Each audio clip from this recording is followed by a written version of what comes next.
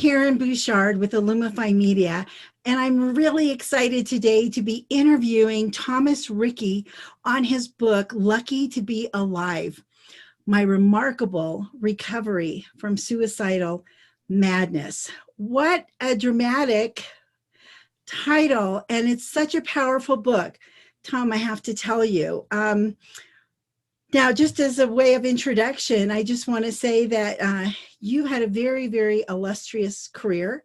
You've been a staff writer for the Detroit Free Press, editorial writer for the New York Daily News. You've written speeches for the governor of New York State, the mayor of New York City, the publisher of Black Enterprise Magazine, and you've worked in corporate America. You've been senior vice president of Kraft Foods, but your life has been impacted by mental illness. Tell me a little bit about that. Well, as you said, I was very successful in all aspects of my life. I was happily married, had a great job, 2 beautiful kids, and like my life was like beyond my wildest dream. Then manic depression set in. I lost everything. I lost my son, who was also bipolar. I lost him to suicide. I lost my ability to work. I never worked full-time again after that. I lost my wife at 22 years. I find myself all alone and scared and frightened, and my relatives all thought I was going to end up in a state mental hospital for the rest of my life. But instead, I recovered. Tom, tell me why you wrote this book. I wrote this book because I wanted to make some good come out of all the years of suffering that I had. That maybe if I told my story of my recovery, that could help somebody else who's going through the same thing, knowing that if I could recover, they could too. And your recovery really has been remarkable. When you use that word in the subtitle of your book, it's not an empty word. It really has been remarkable. And how long has it been since you've had since you came out of that suicidal madness that was really, really wreaking havoc with your life? I haven't had many suicidal thoughts or urges in the last decade.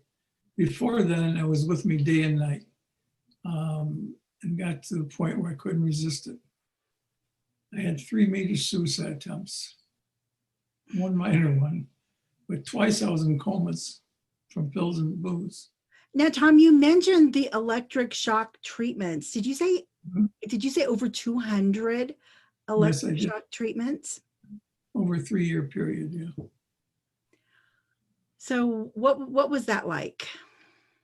Most people think of electric shock treatments like they were in the movie with Jack Nicholson, One Flew Over the Cuckoo's Nest. He didn't have anesthesia, and it was just horrible. Today, they give you anesthesia. So you walk in, you are reeled into this room.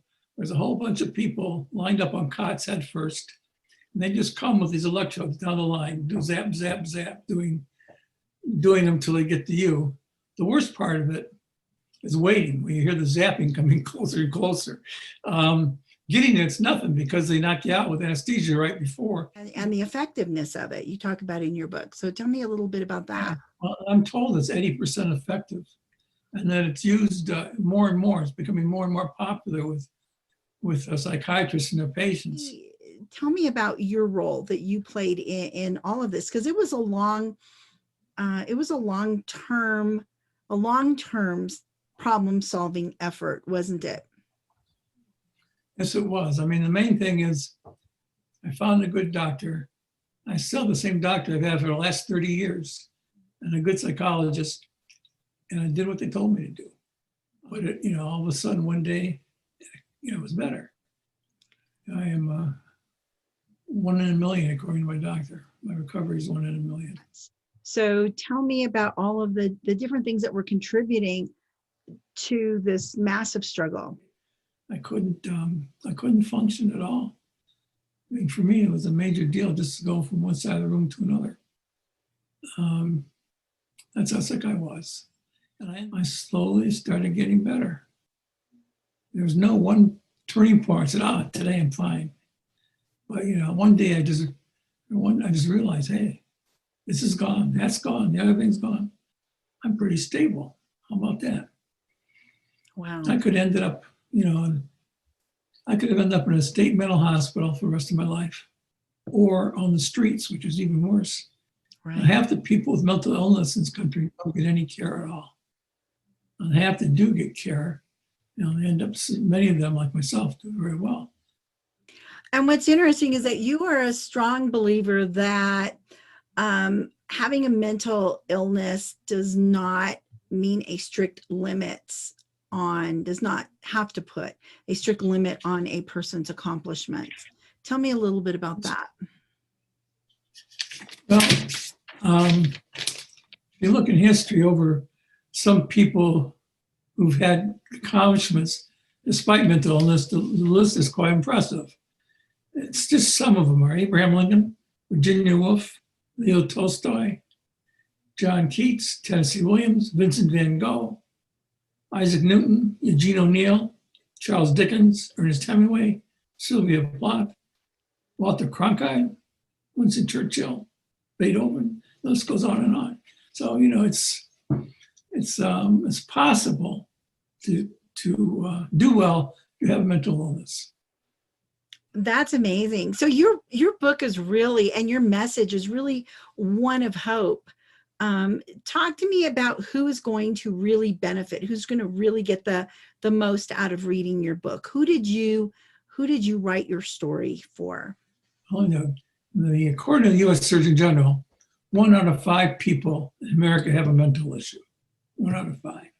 And you've got their relatives and friends who are also very interested in it. So it's a huge audience. But it's still, there's a lot of stigma attached to it still. So Tom, what was the most difficult aspect of writing your book? The writing itself, I'm a professional writer, so the writing itself wasn't all that difficult for me, but telling the story was. And I'm just embarrassed by my behavior during that time. And yet I think your transparency in telling your story is one of the most powerful things. And I think I can't imagine that it won't really offer, just really resonate with other people who are struggling and offer them hope. Because tell me about your life now. I mean, you haven't had struggled with this and had suicidal thoughts and all of this. I mean, that you haven't done that for about 10 years. So that chapter of your life is closed, and you're in a new chapter. And tell me about your life now. I'm stable now. I've been stable for 10 years. Suicide is a fleeting thought once in a while, but nothing like what it used to be. I met a retired psychiatric nurse, and I retired also. And, instead of being afraid of me because I was bipolar, she admired me because she realized how sick I was and how much better I am, how remarkable my recovery was.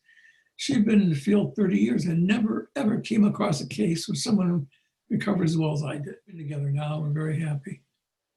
So we live in Palatine, Illinois, which is a suburb of Chicago, with our dog, Lucky, and we live a nice life. And you named your dog Lucky. I love that.